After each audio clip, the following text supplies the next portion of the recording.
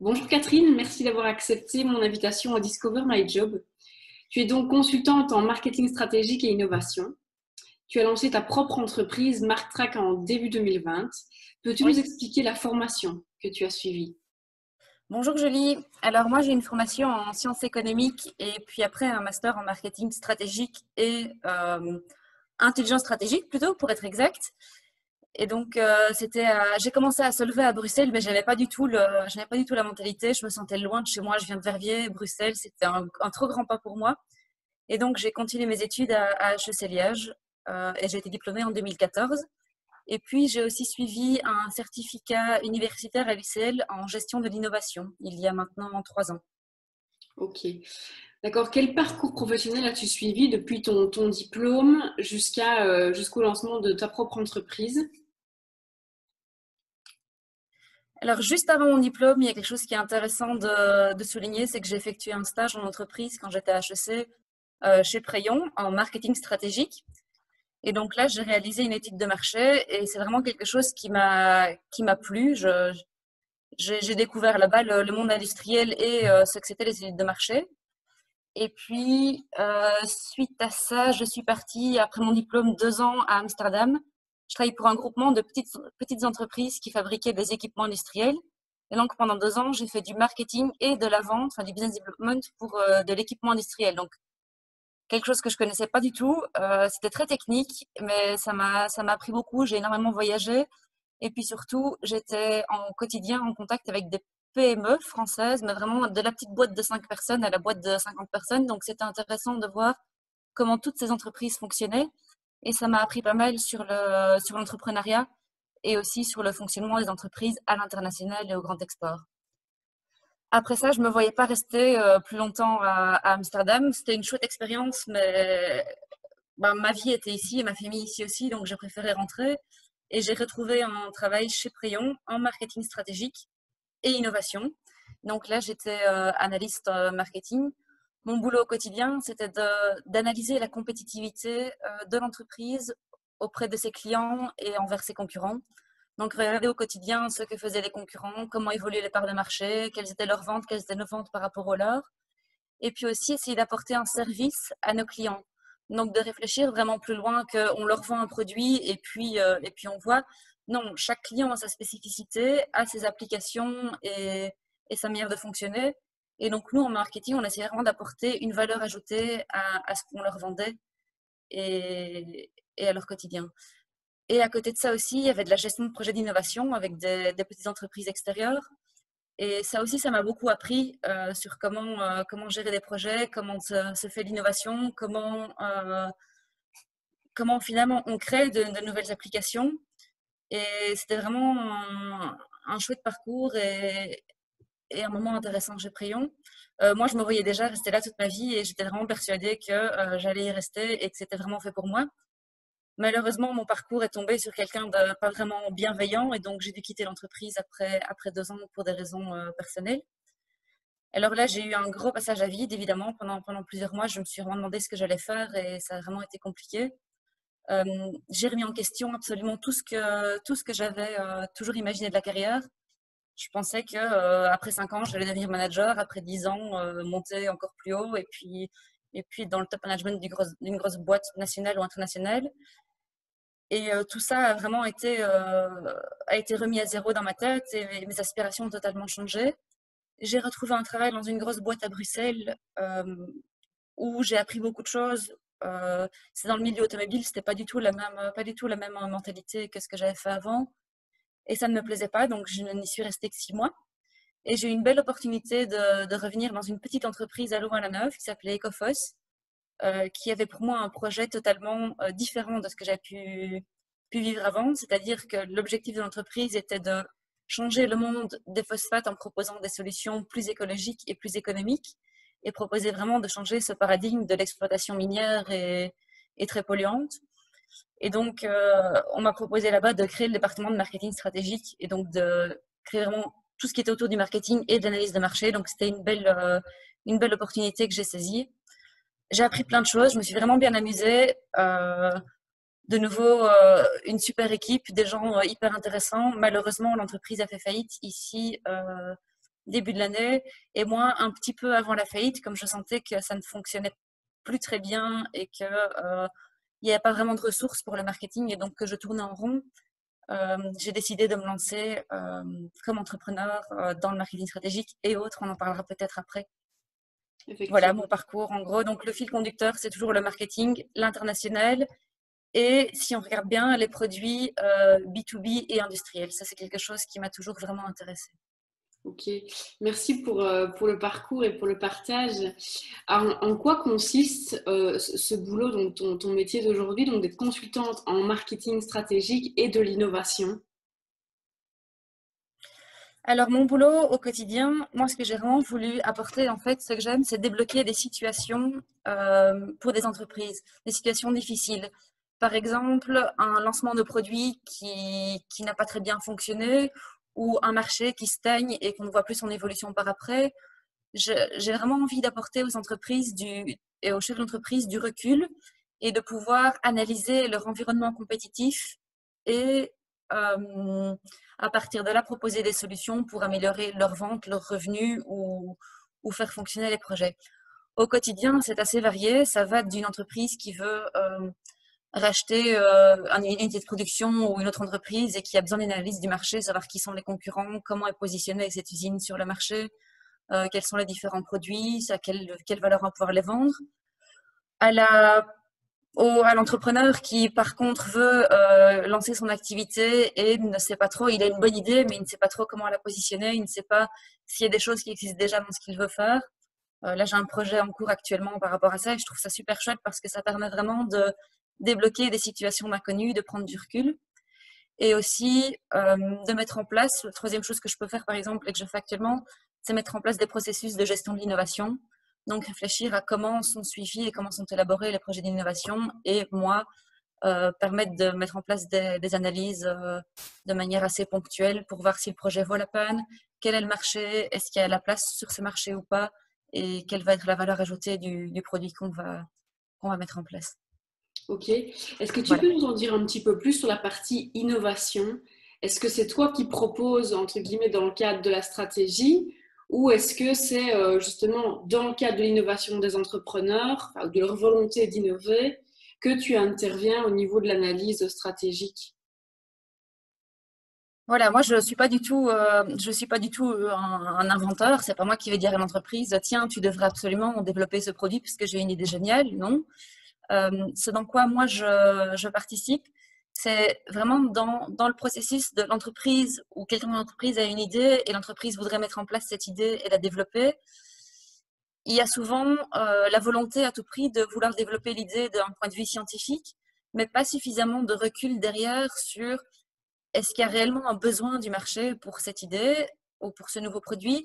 Est-ce qu'il y a réellement sa place? Est-ce que quelqu'un ne fait pas déjà la même chose autre part et que finalement on arriverait comme redondant? Est-ce que le revenu qu'on va pouvoir en générer sera suffisant euh, pour justifier en fait tout le développement de ce nouveau produit ou de cette nouvelle fonctionnalité, peu importe. Et donc moi j'arrive là vraiment, j'aide à prendre du recul, à analyser la situation compétitive actuelle, à analyser le produit qu'on va développer et quel est son marché et pouvoir dire attention, là il n'y a pas vraiment de place ou oui là c'est une bonne idée, le marché est vraiment porteur et pouvoir vraiment mettre en place des processus d'analyse en fait pour la gestion de l'innovation. Ok, merci. Est-ce que tu as, enfin, j'imagine que non, c'est ce que tous les entrepreneurs me répondent, une journée type ou à tout le moins des tâches qui reviennent de manière plus ou moins récurrente? Mais moi, ce que j'apprécie vraiment depuis que je me suis lancée, depuis toujours, je fonctionne vraiment à l'énergie. Je suis quelqu'un qui est extrêmement énergique, mais qui a des pics d'énergie, mais qui a vraiment des baisses d'énergie au cours de la journée. Et le travail salarié ne me convenait pas du tout parce que après la pause de midi et jusque plus ou moins 15h30, je ne fais absolument rien de productif, mais vraiment rien. C'est-à-dire que je pourrais regarder mon écran pendant 45 minutes, je ne bougerai pas. Donc s'il y a bien une chose qui a changé ma vie et qui revient dans mon quotidien, c'est que de 13h à 15h30, je fais des choses pour moi. Si par exemple, enfin pour moi, je ne travaille pas sur un projet vraiment lié à mon activité. C'est-à-dire que si je dois promener mon chien, je vais aller à ce moment-là. Si je dois faire du rangement, je vais le faire à ce moment-là. Si j'ai envie de lire un livre, je vais le faire à ce moment-là aussi. Donc ça, c'est vraiment les journées type. Et sinon, je travaille vraiment en fonction de mon niveau d'énergie de la journée. Donc, si je sens que j'ai beaucoup d'énergie et que je suis en moment de force créative, si je puis dire, je vais travailler sur un projet qui le demande. Si je suis un petit peu plus fatiguée ou que j'ai moins d'énergie, je vais travailler sur mes tâches administratives. Donc, j'ai pas de journée de type, mais j'essaie vraiment de m'écouter et de faire en fonction de qui je suis finalement. Ok, ça je pense que c'est un point très très important à souligner et je me permets d'attirer l'attention de toutes celles et ceux qui nous regardent sur ce point à s'écouter. Ça reste vraiment une priorité et une clé essentielle de succès et je pense que tu en es la preuve vivante. Est-ce que tu as des tâches ou des parties de ton nouveau métier que tu affectionnes particulièrement? Oui, j'aime beaucoup toute la partie écoute en fait. Si j'ai décidé de me lancer comme indépendante et à destination des petites entreprises, c'est parce que je me rends compte au-delà du quotidien de l'entreprise et donc de ses produits, de ses marchés et de ses ventes, il y a un humain derrière qui souvent a eu l'envie de développer une activité. Et, et ce que j'aime vraiment dans mon boulot, c'est aller à la rencontre de cette personne et de pouvoir comprendre quels sont ses moteurs et ce qu'il fait vibrer finalement pour le transmettre dans la stratégie marketing et dans la communication de l'entreprise et dans l'innovation également. Donc la partie vraiment rencontre avec des gens, écouter leurs projets et finalement apprendre à leur contact, c'est quelque chose que j'affectionne particulièrement dans mon travail quotidien. D'accord. Une petite tâche que tu apprécies un petit peu moins? Euh, Oui, je pense que la gestion administrative et comptable de mon travail, alors que je suis formée pour et que je ne devrais pas avoir de problème, ça m'intéresse pas tellement. Et donc, genre, classer mes emails, ranger les papiers, le courrier, préparer les factures, c'était pas top. Et pour ça, d'ailleurs, je pense que le pire jusque-là, c'était d'écrire mes conditions générales de vente, parce que franchement, ça m'a pris 2 jours entiers. J'avais l'impression de pas avancer du tout, mais je suis fière d'être arrivée au bout finalement. Ok, super, félicitations pour pour cet accomplissement. Est-ce que tu penses qu'il existe des prédispositions nécessaires pour pouvoir exceller et réussir dans ce métier? D'une part, d'indépendante, d'auto-entrepreneur, et d'autre part, au niveau du marketing stratégique et de l'innovation, tu nous as parlé de l'écoute. Est-ce que tu vois d'autres éléments à mettre en avant? Alors, d'un point de vue marketing stratégique et innovation, je pense que le plus important, c'est une grande capacité d'analyse et de synthèse. C'est vraiment la capacité d'écouter et d'emmagasiner un maximum d'éléments, de prendre du recul et d'être capable d'avoir une image qui ne sera jamais parfaite parce que quand on analyse un marché, on n'aura jamais 100% des informations qu'on analyse, mais d'être capable de se dire, OK, maintenant j'ai suffisamment d'éléments tangibles qui font que je peux poser des hypothèses. Et la corollaire à ça, c'est d'être capable de prendre des décisions. Parce que c'est très bien d'avoir un grand esprit d'analyse et de vouloir collecter toutes les infos. On n'a pas spécialement le temps, un temps indéfini pour prendre une décision. Et donc, il faut, avec un certain nombre d'éléments qu'on a analysés, être capable de prendre une décision et de se dire, OK, peut-être que dans 6 mois, j'aurais pas pris cette décision-là, ou il y a 6 mois, j'aurais pas pris cette décision-là. Mais aujourd'hui, avec tous les éléments dont je dispose et les informations que j'ai, je recommande à mon client de prendre cette décision et d'aller vers cette voie-là. Et toujours en ayant bien en tête qu'on a posé des hypothèses pour y arriver. Et donc ça, c'est aussi très compliqué parce qu'il y a une incertitude. Et moi, au début de ma carrière, c'était vraiment une angoisse en moi de me dire, oui, mais si ma décision n'est pas la bonne et si je fais une faute, oui, bah, j'ai donné le meilleur de moi-même à ce moment-là et j'ai pris la décision en fonction des éléments que je connaissais. Ça, c'est Ok. très important. Et pour l'entrepreneur, je pense que l'important, c'est d'avoir vraiment envie. Moi, je savais depuis quelques années maintenant que j'allais le faire et j'avais toujours dit un jour j'aurai ma boîte, mais c'est quand j'aurai une grande idée. Euh, ben, la grande idée, en fait, j'attendais de pouvoir révolutionner le monde ou réinventer la roue ou le mouton à 5 pattes, je n'en sais rien. Et la vérité, c'est que ça n'arrive jamais et que si on a l'envie, ben, si on sent qu'on a suffisamment d'expérience et l'envie de le faire et l'énergie, puisque quand même, il y a des angoisses par rapport à ça, de se retrouver sans rien, entre guillemets, sans filet de sécurité et de quitter finalement le confort du quotidien, ben, je pense qu'il ne faut pas hésiter. Je pense qu'il faut pas hésiter à s'écouter de nouveau et à se lancer quand on le sent.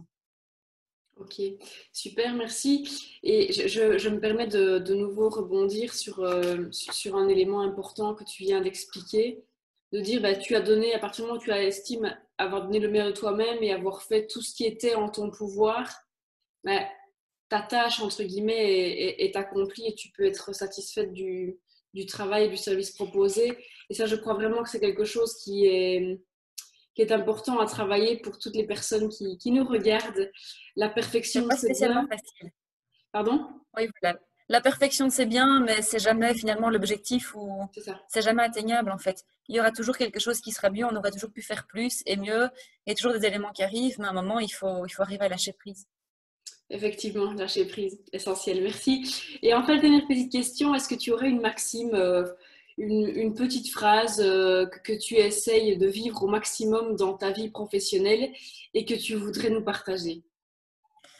Une maxime ou une petite phrase toute faite, je ne dirais pas, mais moi, ce que j'essaie de vivre au quotidien, c'est vraiment de faire ce que j'aime et de m'écouter et de respecter qui je suis et mes aspirations. Ok, Ça, c'est très important pour moi. Et la corollaire à ça, c'est d'écouter ce que mon client veut, qui ils sont, et de pouvoir vraiment aider les entreprises ou les personnes derrière à atteindre leurs objectifs, les leurs, et pas les miens, pas ceux d'une autre personne, pas ceux d'un banquier, vraiment les objectifs de l'entrepreneur. super. Catherine, merci beaucoup pour tes réponses et pour ces concepts qui sont vraiment fort, fort éclairants. Je pense qu'on a beaucoup de jeunes qui se lancent dans HEC ou qui se projettent dans ces études-là et sans savoir forcément vers quoi ils vont. Et je pense que c'est une piste intéressante que tu nous as proposée aujourd'hui. Je remettrai le nom de ton entreprise dans le descriptif sous la vidéo. Merci beaucoup et bonne continuation. Merci.